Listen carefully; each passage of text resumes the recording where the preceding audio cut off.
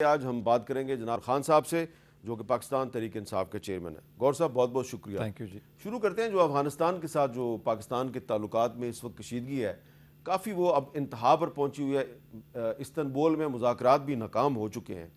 تو اگر خدا نہ خواستہ اگر افغانستان کے ساتھ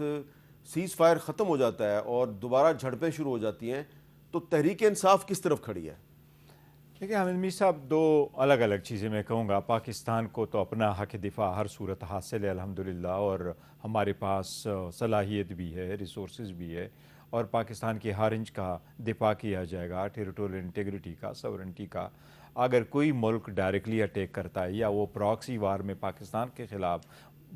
شامل ہو کر کے پاکستان پہ کوئی اٹیک کرے گا تو اس میں سے کوئی دو رائے نہیں ہے کہ پاکستانیوں کی طرف پاکستان تحریک انصاف بھی ہمیشہ پاکستان ہی کے ساتھ کڑی رہے گی، اور ہم کڑے تھے بھی جب انڈیا کا وار ہوا۔ So Afghanistan is not different for us, اس میں بھی اگر کوئی ایسی صورتحال ہوئی ہم پاکستان کے ساتھ ہی کھڑے ہوں گے۔ لیکن میں یہ ضرور کہوں گا کہ پاکستان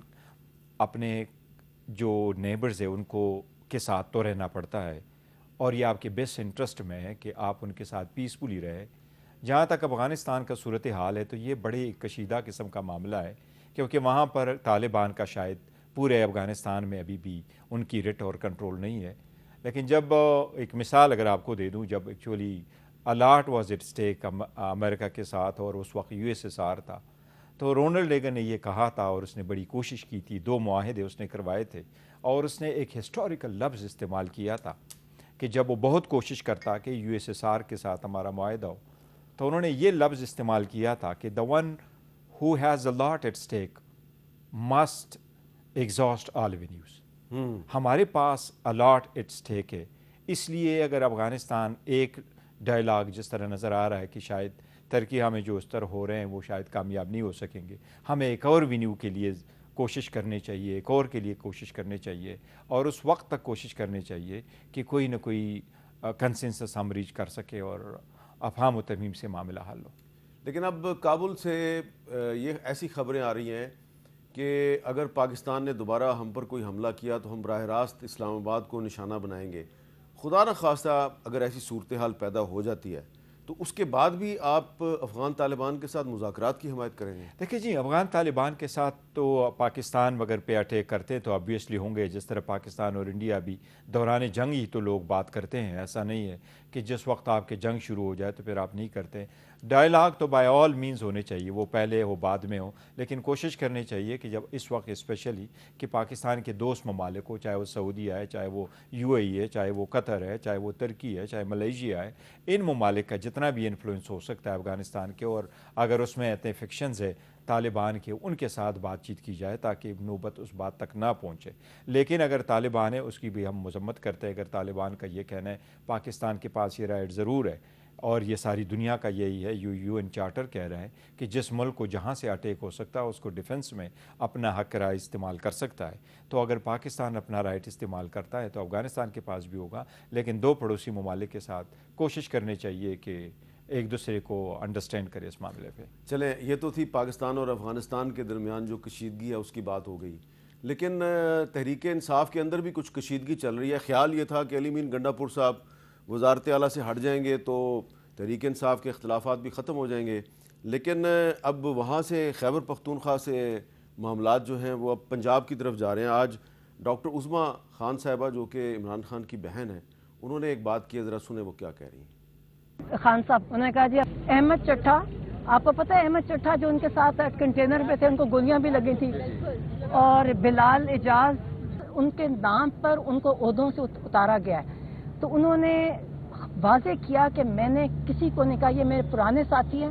اور میں نے ان کو کسی کو عہدے سے نہیں اتارا، یہ انہوں نے واضح کیا، اور تھوڑے سے پریشان بھی ہوئے اس چیز پہ کہ یہ میرے نام پہ کیوں یہ اس قسم کی چیز ہو رہی ہے۔ تو گور خان صاحب، عمران خان صاحب کے نام پر احمد چٹھا کو اور بلال اعجاز کو ان کے عہدوں سے ہٹا دیا کہ یہ تحریک انصاف میں کیا ہو رہا ہے؟ نہیں، دیکھیں تنظیمی معاملات کچھ ایسے ہیں کہ میں تو ہمیشہ سے ریکویسٹ کرتا رہا ہوں، چاہے وہ خان صاحب کی فیملی ہے، چاہے دوسرے لوگ جاتے رہیں، چاہے لیڈرشپ ہے، میں ہمیشہ ان کو ریکویسٹ کرتا رہا ہوں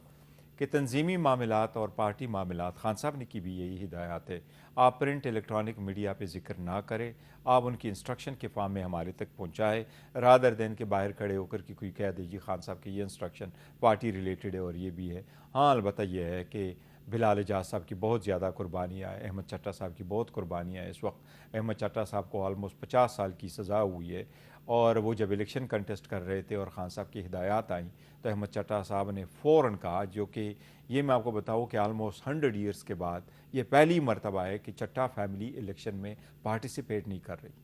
یہ جو بائی الیکشن ابھی ہو رہے ہیں 100 ایئرز 1925 سے یہ فیملی پارٹیسپیٹ کر رہی ہے الیکشن میں، اور پہلی مرتبہ نہیں کہ انہوں نے کہا خان صاحب کا تو آرڈر اس کا کریڈٹ بھی تحریک انصاف کو جاتا ہے کہ اس نے